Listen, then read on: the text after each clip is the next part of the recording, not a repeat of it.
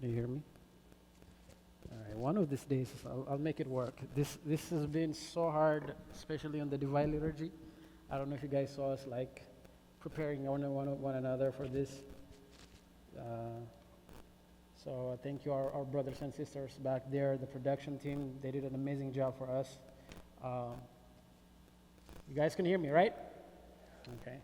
In the name of the Father, and the Son, and the Holy Spirit, one God, amen. Let all glory be to God, who made us worthy to come to his house, to feed our soul, our body, in his words, and ultimately giving us his flesh and blood. Having said that, good morning. How are you guys doing? Good? Good? All right. Stretch a little bit. Like I feel like I see like people a little bit, down. I know it's a long day, but it's Sunday. It's the day of the Lord. So even though our flesh seems tired, but our soul rejoices, right? So you guys need to remember that. Having said that, what did we start? This 3 weeks starting last week, we started a new series. And the series is called what? I like that too. Road to Damascus is the whole session, right? So every Sunday, this session of teaching, as the morning is a Divine Liturgy, we kind of named it Road to Damascus because through the road to Damascus is where St. Paul received revelation and enlightenment. So we called it the Road to Damascus. But the specific series that we started is called I Am the Church. I would also modify it a little bit. I am his church. Because there are a lot of definitions, a lot of interpretations of a church. So I am his church. Right? And last week we defined what church means. We said church in the old languages, especially coming from the Greek background, it's called ecclesia, right? And we defined that saying set out. To set out and to gather together, to worship. That is a church. And since we didn't have enough understanding of what church means, a lot of people has a negative idea about church. And I gave you guys last week of a lot of statistics. And one of the things, I mentioned it last time, but I didn't brought it up. But if you remember, from 100 persons of however many people were examined or questioned, 87% said church is a place that are very judgmental. 85% hypocritical. 78% old-fashioned. 75% too involved in politics. 72% out of touch with reality. 70% insensitive to others. 68% boring. They see, a lot of people see that church is a male-dominated and negative with a strong political agenda. That's a lot of people's mind what church is. And to some extent, I don't completely convict these people. Because remember what we said last time. What did we say? The manifestation of a building church is the manifestation of a person church, and vice versa. How I live my life throughout the world is the manifestation of this church. And how this church functions and runs is a manifestation of each and individual of us, right? So we said that, and what we said is, throughout this sermon or series, a couple of things that we're going to do. Actually, the main thing is the goal of the series is to change the focus from what a church is to who a church. To focus on a person church. Each and individual of you guys are churches. And we explained that in a deeper level last week. And I said people that think that, oh, I am only spiritual, I am only religious, just love God and everything, but I don't associate myself with the church, is as if like people come to me and say like, I want to know more about you, but I don't want to talk or relate or anything with my wife. And I told you how offensive that is for me, because she's a part of me. Church is a wife of Christ. Church is a part of Christ. So saying that, no, I don't belong to church, but only Christ, is offensive to our Lord. We explained that. And the main story last week, the main story we saw is the Matthew chapter 16, if you remember, when the church is established. When Christ called Peter and asked, of course, the whole apostles, who do people say I am? And St. Peter said, the others said, oh, some say you're Elijah, some say Jeremiah and everything. But he said, of course, other people would say that. What about you? Who do you think I am? And St. Peter said, you are Jesus, the Son of God, the Christ. And Christ said, you are rock, you are Petros. And upon this rock I will build my church, and the gates of hell or Hades shall not prevail against it. And based on this story, we come up with three points in this story. So for St. Paul to be called the rock of the church, the pillar of the church, his foundation was testifying that Christ is the Son of God, the Christ. And we said last week, not only testifying in our mouths and saying like, we love God, that's not how testifying is. In our life, we need to testify. We explained a lot of things on that. How the church, the building, when you come in the church, the building, all our five senses, how it perceives. When you come in, you smell incense, which is a sweet aroma. When you come to church, you see all the icons of the glorious saints. That is the building, the church. We hear melodies, sweet chants. That is the building church. And as we are the manifestation of the building church, when we go and set out in the world, our aroma for people, for God, has to be sweet. Our surrounding should be like people that are in the icons, who helps us to uplift us and to make us to grow spiritually, right? And our day-to-day life is through the praise of God, praising His, through mazmurs and everything, right? That is the church, the human church. And that's a manifestation of the building. So the foundation is how we live our life.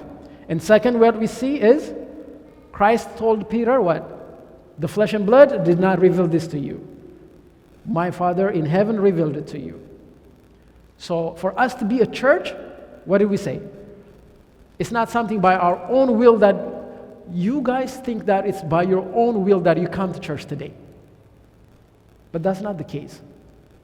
There's so many people who wants to come to church today. It's unfortunate that they wouldn't be able to make it. You, through the help of the Holy Spirit, came today and got a blessing. That is not of flesh and blood. That is the divine work that brought you guys here. So the same way, St. Peter, he told Christ to St. Peter, what did he say? Flesh and blood does not reveal that I am the Christ. It's my Father in the Holy Spirit, my Father in heaven. So who revealed it to you? And we say the very, very important story here when St. Paul talks about when Christ revealed to him in the road to Damascus. He said what? I didn't confer. I didn't reason with my flesh and blood. I set out to do.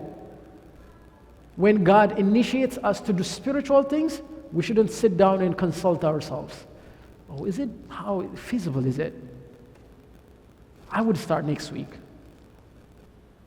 Let me confer. Let me think about it for a little while.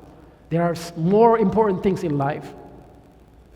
That's conferring or reasoning of flesh and blood. And because of that, so many people are strayed away. Because that's the whole trick of the devil. He doesn't tell you that, no, don't confess. No, don't partake communion. No, don't forgive. He wouldn't say that. He said, you'll do it. You'll do it. But today you have something more important. Do this. And you'll get to that in the future.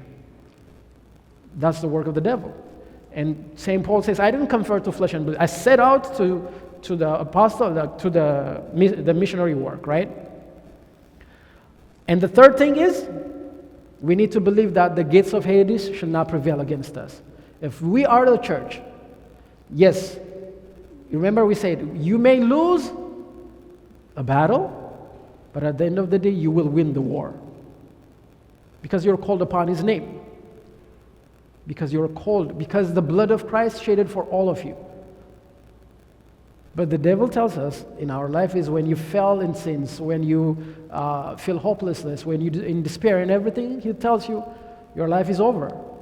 That's it, you're done. No. At the end of the days, God counts small, very little thing that you do in the spiritual life, and He makes it huge. We know the story of the carnivore person, right? In the story of the Holy Virgin Mary. A lot of people think of that and like they try to really dissect the story. And they don't see the spiritual aspect of things. They don't see the bigger picture of God's intervention and finding any like unrealistic, silly reasons to save us. Do you know that there is like, if you, after you eat your food, at the end of your food, if you call upon a name of one of the righteous saints, Abu Habib, and eat the last one, God will count that. God will count that. If you go in one of the monasteries and visit the monasteries, God will count that. Of course, our people, because since we are like, corrupt, we abuse it so much, we live like so lustful, so worldly life and say, oh, I'm just going to go there and then everything is forgiven. That's not how it works. But visiting the monasteries, like all of these covenants that God has through all the saints, at the end of the day, that leads us to salvation. It is not a salvation. It is not a salvation, but it leads us. So maybe that you're visiting one of the monasteries, God will give you some more time for repentance. Maybe eating by the name of our Saint Abu Habib, God may give you someone in your life to nudge you to come to confession. See? So, at the end of the day, God uses all these small things to save you. And we believe that. And because of that, we boldly can say, the gates of Hades shall not prevail against us. And we learn about that. One thing that we forgot last week is I was hoping always to give you guys one assignment a day. One assignment. So I was hoping, I wasn't able to give you assignment last week. So what I'm going to do is today, you're in luck, I'm going to give you 2 assignments. Okay? All right. Today's class. So last week we established of what a church is, how you should be a church. Today and next week we'll see two points of the manifestation of a church, the person. Today what we're going to see is a church, a person, how it's manifest is by giving generously. Giving generously. All right?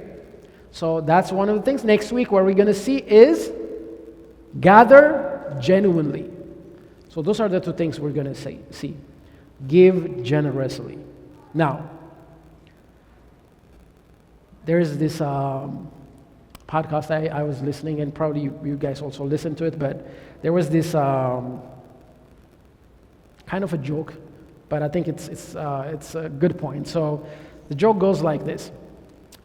So one person had an opportunity to talk to God, face to face. And he asking so much questions to God. God, what is this like? What is this like?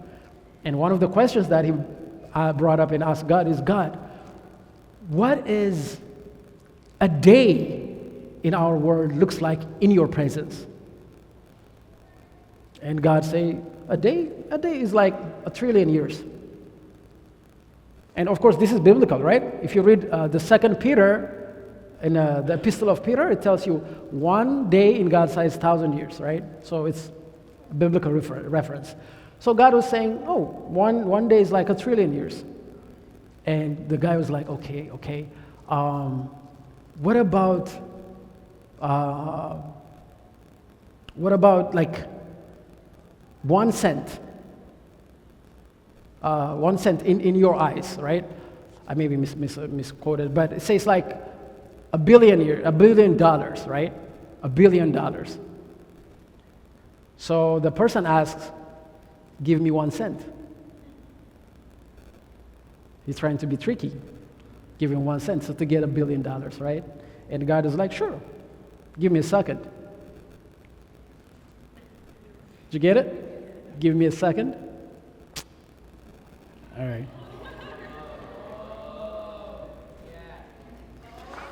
All right. All right. So the point of the story is, and I wanted to say a disclaimer. When we talk about give generously, right? A disclaimer. I'm not by no means talking about giving money to this church. By no means. You can give it to anywhere. It's okay if you don't give. God has His own purpose. We believe in that. So it's not a solicitation of asking money. So don't think it like that. But giving generosity, we'll explain what it means, that how it's the cornerstone of a church. And we learn that. It's not about giving. It's not about giving. It's not so much about money, but it's our perspective about money. It's our perspective about possession. Last week, we changed our perspective of only the building church to you are also a church. Today, we change our perspective of possessions and money. All right? And our core verse is in Luke chapter 12, when he says, "He who lays up treasure for himself is not rich towards God." He who lays up treasure for himself is not rich towards God. How is generosity the manifestation of a church? For the past 3 weeks, we prepared the Holy Communion for you. That is the eternal medicine for your soul. The eternal medicine. If we truly, truly see from the sole of our eye the value of it, did we ask money at the door so that you partake communion? Today, our beloved brother Jeremy Branedengel, he got baptized. We prepared everything as you see. Did we ask money about that? No.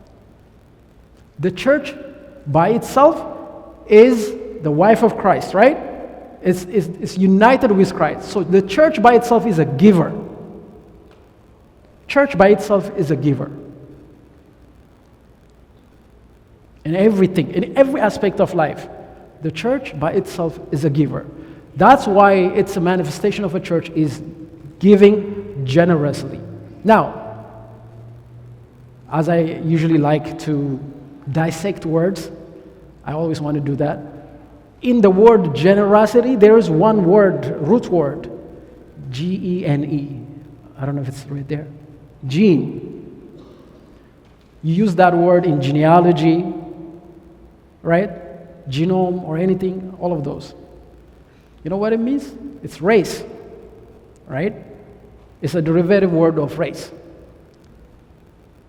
So if you ask me, why give? Why is the manifestation of the church or Christ the husband of the church? Because He who created us made us in the image of Him. Made us in the image of Him. And God, by His essence, is a giver. One of the attributes of God is giver. That's why we say the Holy Spirit, the life giver. God by Himself is a giver.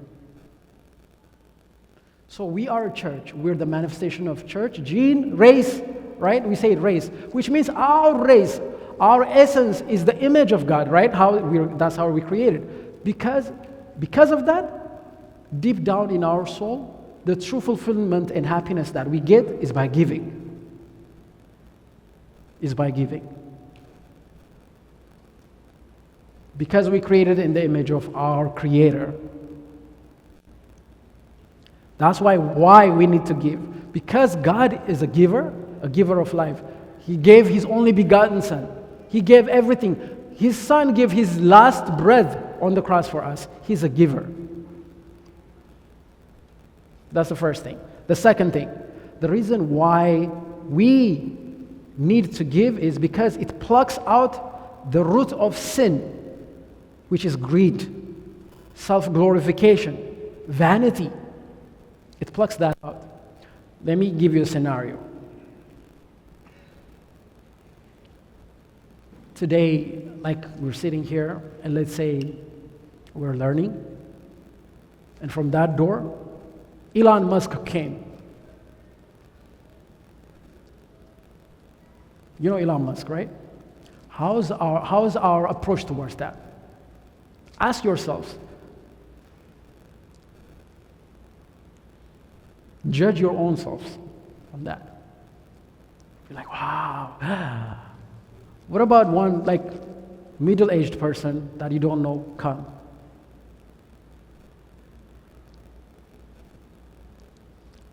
So fame, self-glorification, vanity, and all of those things are coming from the greed of this world.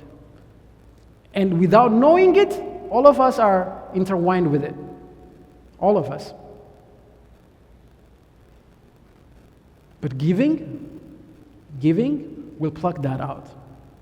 But what kind of giving? We'll come to that. Like, it's very important, but we'll come to that. But the second reason is because it plucks out all the roots of sin. The main roots of sin, which is greed, self-glorification, vanity.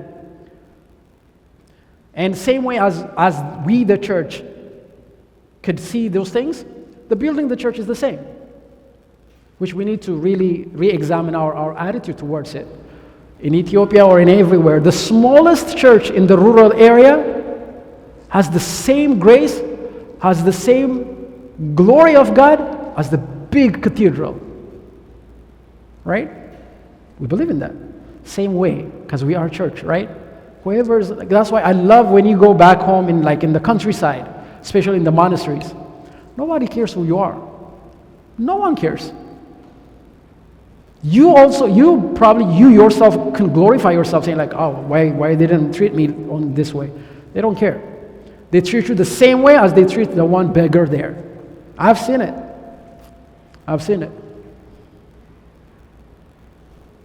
That is the reason of why we need to give generously. Thirdly, generosity teaches us that all possessions, money, talent, possessions, and everything is nothing if it's not shared. It is given to you so that you would share it with others. It is given to you so that you would share it with others. And if you don't do it, you're not imitating the church. You are not his church, right? So having said that, there is two kinds of, don't put it there right now, but you'll put it out there because everything is in one page and I wanted to make it a little bit suspense. So there is two kinds of generosity. One of them is vice, the other one is virtue. One of them is dangerous, it leads you in destruction. The other one, it gives you life. The other one imitates you to become like Christ. One is self-seeking generosity. Self-seeking generosity. And the second one is sacrificial generosity. Self-seeking generosity is a vice. It will destroy us. And that's what we see, especially in our generation, a lot of places. It's unfortunate. I'm not calling up any name or anything, but there are things that we experience and we see like in different places, especially around the church, right? So-and-so gave money and chip, like, that person is like, yeah. It become a norm. It really became a norm in our church, right? Self-seeking generosity is that. The second one, sacrificial generosity, is being like the church. It's being like the husband of the church, Christ. How do we differentiate those two? Both are giving, both in action-wise they're giving. What is the difference? I'll give you 3 differences. If you focus on these things, you truly understand, and I think you will be, through God's grace, in the right path. Self-seeking generosity, are you following me here? The self-seeking generosity, the center is you. The focus is you. I truly pray that you, especially people that, help the church and everything, to see that. The center is you. You might not say that, you might not outwardly say that, but deep down in your heart that you want that acknowledgement.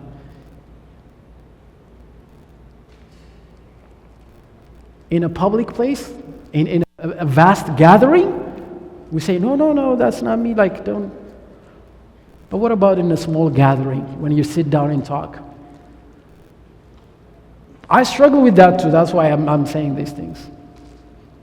Wouldn't we direct the conversation so that at the end of that conversation that people glorify us? Wouldn't we do that? If you give money to the church, and after the tea time or whatever in the gathering, and everyone forgot about that, wouldn't we mention, how is the church service today? The church is really growing. Really digging deep so that, oh wow, yes, people gave money, and you gave money too. It was so amazing. We want that deep down in our heart. In every aspect, it's not about money, possession, talent. In any talent that we have, we seek that glorification. The center is us. The focus is us. If you're doing that, that's self-seeking generosity. In every giving, there is an ulterior motive. Secondly, in the self-seeking generosity, it's from our abundance. It's from our abundance.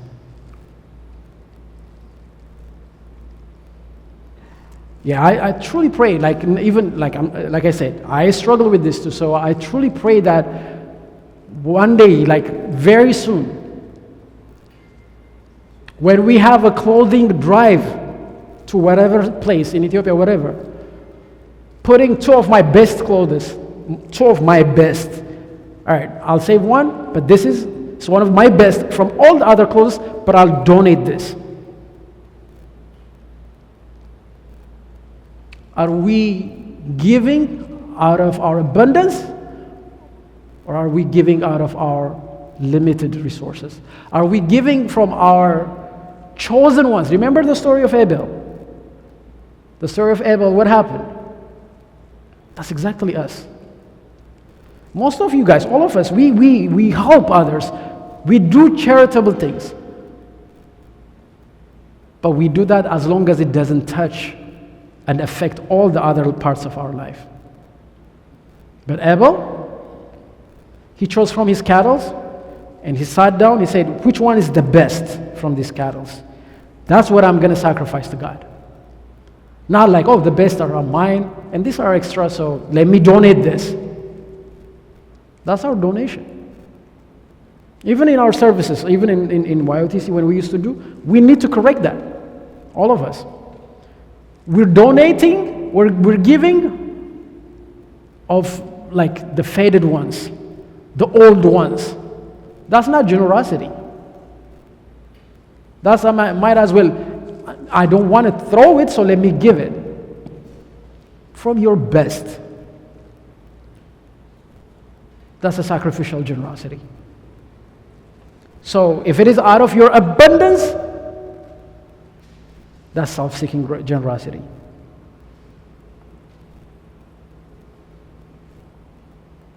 Not only from our abundance, mostly.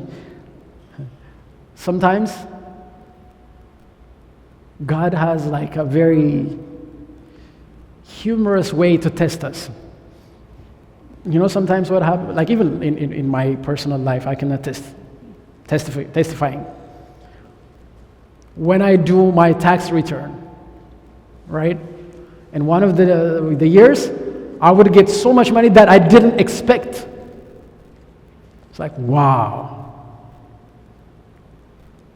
Before that, all my plan is like, I'll help, so-and-so in the countryside, to build the church, to support this and everything. As soon as that money comes, and when I see it, what about the plan of vacation that I have?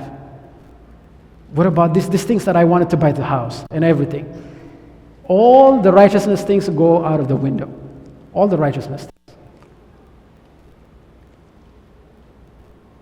But after I fulfill all my fleshly carnal desire, the rest of the money, that's where we think like, okay, let me give to others. That's self-seeking generosity.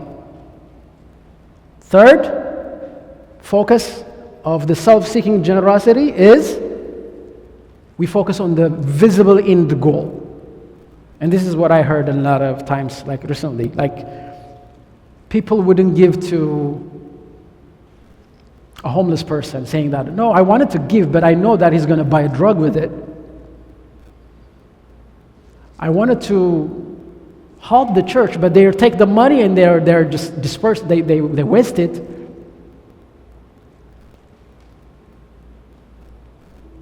We focus on the end goal.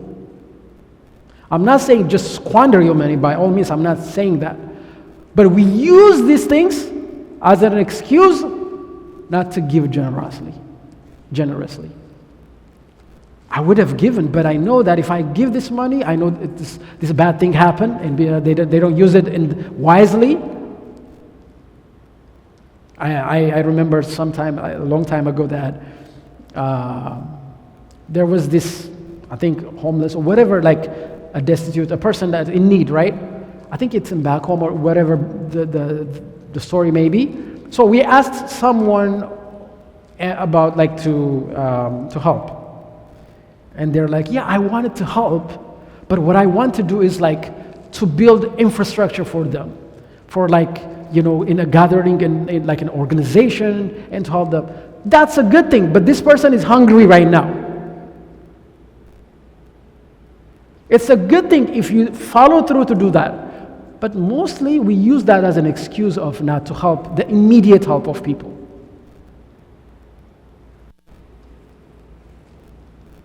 Sacrificial generosity, the focus is not us. The focus is on others. Sometimes we give, person who do sacrificial generosity, we give, and we actually find other people to be glorified by that. And or we give, nobody knows that we're giving.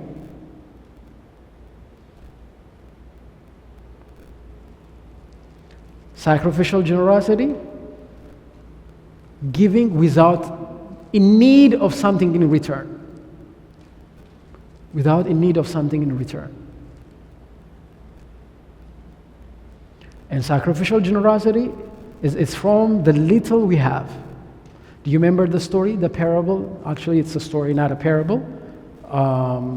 When Christ was sitting in the temple, and when he was observing, there is someone, a rich person, who would come and give from his abundance, from the abundance that he has. But there is a small, a widow that doesn't have anything. She gives 2 mites. That's what we say on the divine liturgy, right? The 2 mites of the widow. As that 2 mites of the widow accept our sacrifice. 2 mites means like 2 coins, like 2 quarters. That's all she has. She's giving those, knowing that she probably not going to eat her dinner. That is the true generosity. We're giving and we're sacrificing something from us, willingly, happily. That's a sacrificial generosity. And finally, sacrificial generosity, it focuses on just giving. We don't focus on the end. Like, we just give because our connection is with God.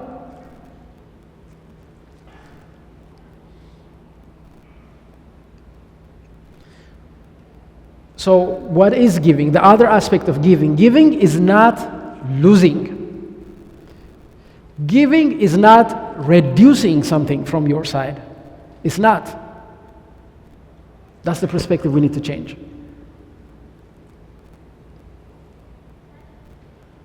How many of you guys use the, what is it called? The investment apps?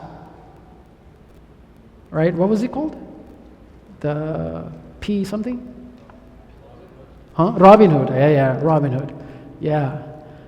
A couple of months, like I think a year ago or something, I was so into that, like, because there was like the Tesla and all of those, and we were just trying to put money and everything. It is investment. When you put money, you know that that money is not in your bank, but you're putting it somewhere else.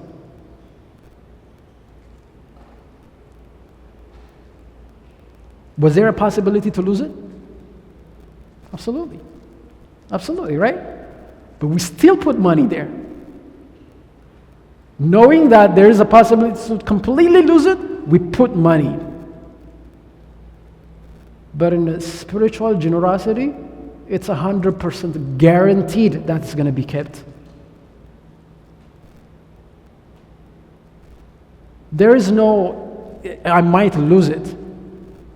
It would be actually 100-fold every time.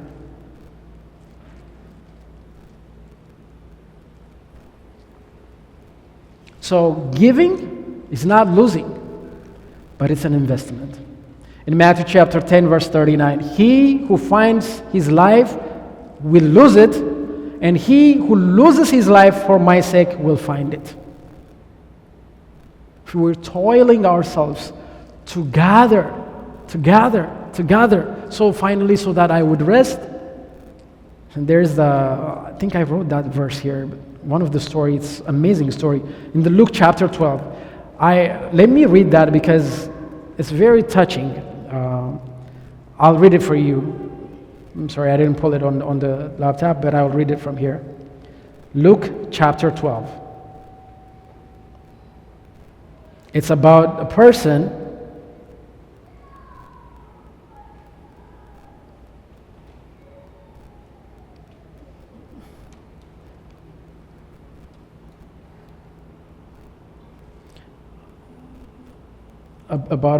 who used to do like a lot of cultivation or like in the farming, right?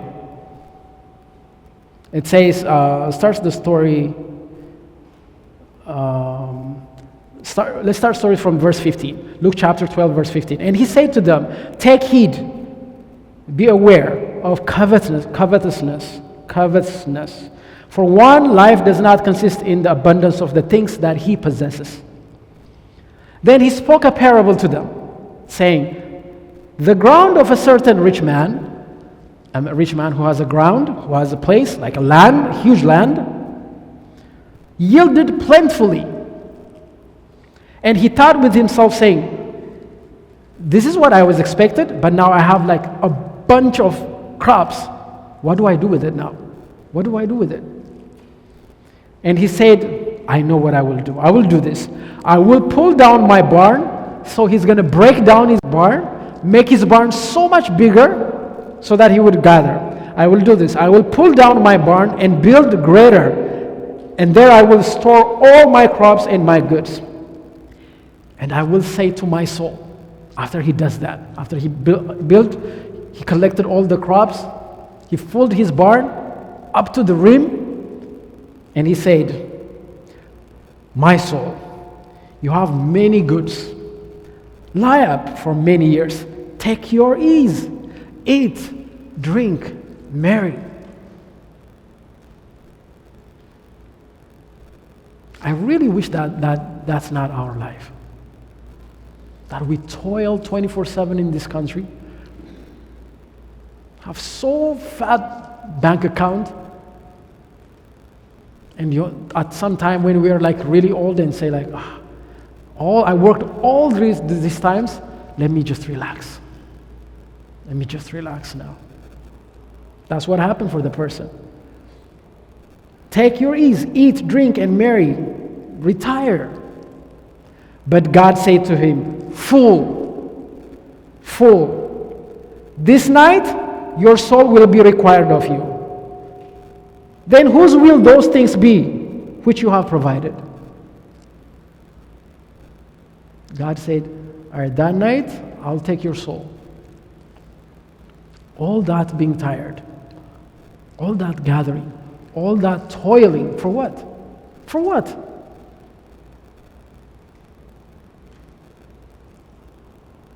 I know people that say, no, right now is a work time. But when I get old, I'll start spiritual life. I'll start coming to church when I get old. Right now is a working time. I focus on my work, my relationship, my family, my children. But after they get on some position, then that's a merry time. That's the ease time. Fool. It's not me. Luke chapter 12, read it. It says fool. Your soul may be required today. Then what's going to happen? Yes, they may have your family, whatever, they may have money. But you yourself, you lost yourself.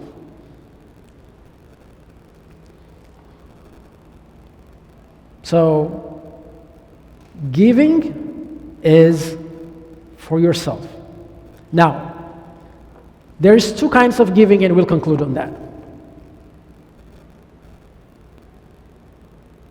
God takes seriously about giving. Could be your money, careers, whatever that like you have, what you possess. It could be your social media as well. Anything that you possess, God takes that seriously because it's a means to be fruitful, but it's also a means to be your demise as well. But how wisely can we be through the sacrifice of generosity? How can we do that? The first one, it's not about money. It's not about position. It's not about what you have. None of that. First one, give yourself. Give yourself. Give yourself for the sake of yourself. You know what I mean? Give yourself for the sake of yourself. For example, there is a new movement in our generation. It's like self-care, right? Self-care. I need to take care of myself. This is my self-care day. I do the pedicure, the manicure. I'll go to the massage. I'll do all of these things. I'll relax. I go to this spa. Self-care.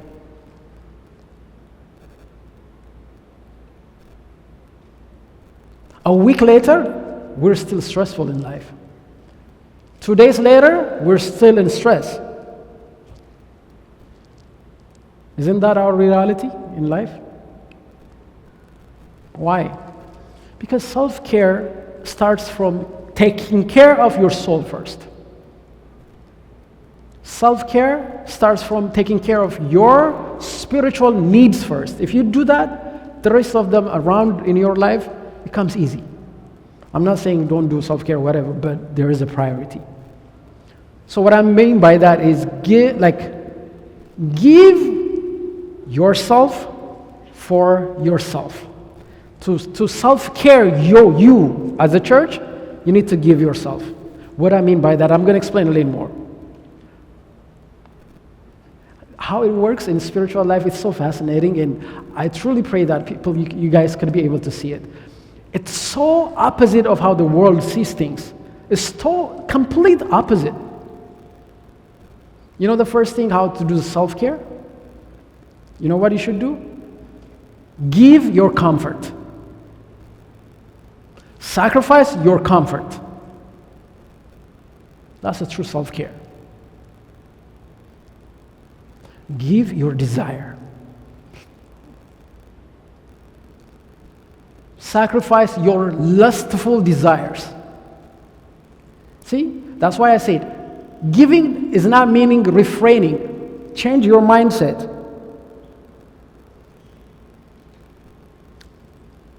When you're saying, no, I'm not going to go in so and so place and be tempted, it could be in a sexually immoral things, it could be drink, whatever the case may be.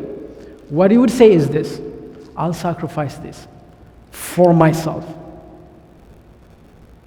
I'll give up this for self-care, for me. I'll give up this. I will give, and giving money or whatever, the same thing, right? I will give this struggle for the sake of God. See, if you change your mentality like that, it wouldn't be hard. But if it's like, oh, I'm not going to do that because there's a FOMO, right? Like fear of missing out. Then you feel like you're restrained. Then you feel like you're going to miss out something. Instead of that, no. Willingly, I will do a generous thing of not to be in such and such of life. In so and so places, I'll give up that for myself. And instead of thinking abstinence, think of it like I concede. I concede. With a wrong mindset, I put it there, a wrong mindset of abstain would be whatever the case that you struggle. Abstaining, you're thinking losing. I am abstaining means I'm losing. If I'm abstain, I lose. No, that's a wrong mindset. The right mindset is, when I am abstaining myself, I gain. I will gain. That is a true self-care. 1 Timothy chapter 6, verse 6. I think I put that in there. Now, godliness with contentment is great gain.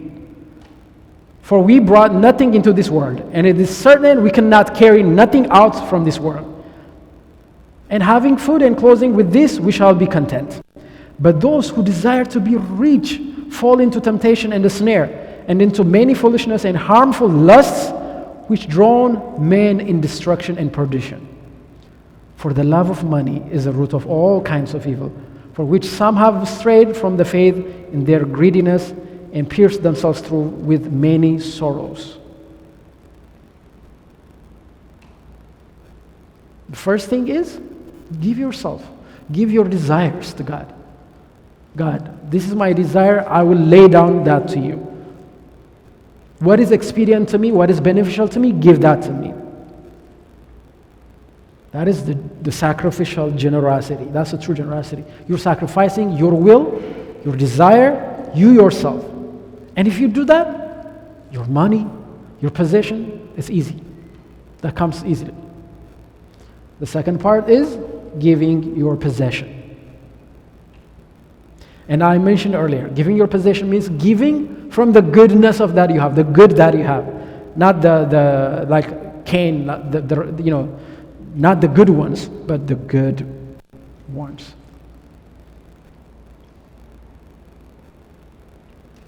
Two assignments that I'm going to give you guys before we conclude. The first one is from last week.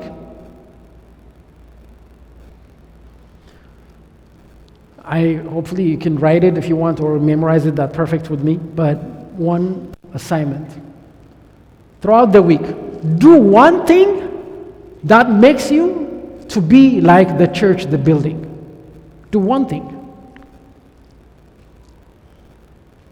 Maybe gathering into righteous friends, spiritual friends, could be that, because we talked about the icons. Could be things that you listen, you see. Just one thing. In one instance.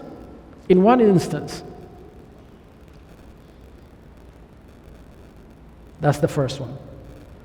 The second one, do a sacrificial generosity without telling anybody, without mentioning anybody, without even mentioning to you. What I mean by that is, let's say if you're,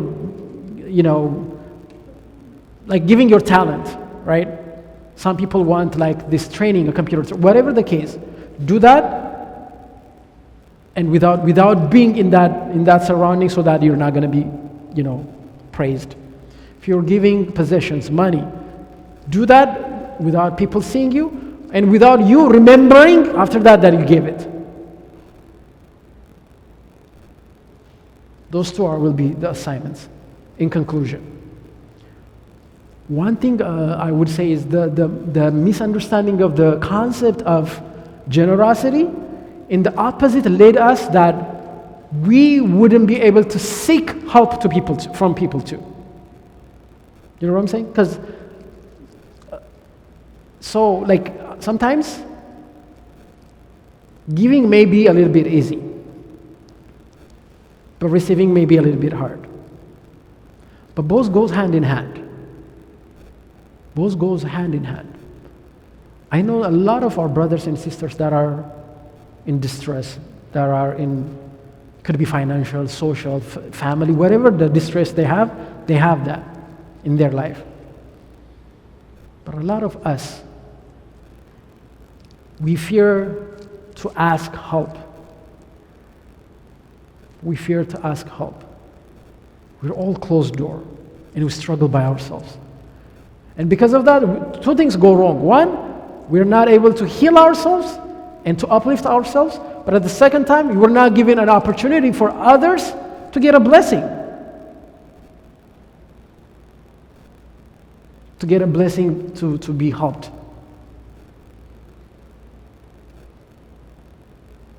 And if someone asks you, I'm struggling on this and this, that's the most outstanding opportunity for you to do an investment. So it goes both ways. So I highly recommend that people also to be open up, to ask for help, so that people can also be in return to be so sacrificially generous, without wanting any recognition, without saying that, oh, I did something for that person. You remember in the story in Matthew chapter 6, what your right hand gave, let your left hand doesn't know. You know what that means? It's not only like hand, the idea is you yourself don't remember that you're doing the good things after that. If you remember that every single time, God would forget it. But if you completely forget it, God will remember it. You are a church, and because of that, you ought to give generously. You ought to give a sacrificial generosity. You have to show the sacrificial generosity to other churches. Which means your brother, he's a church. Your sister, she's a church. Right? We need to be able to do that. And may God help us to do that. And next week, we'll conclude with what it means to be a church in explaining to gather genuinely. A genuine gathering. Right? So may God help us to do that. Glory be to the Father, Son, and the Holy Spirit. And I'll conclude here.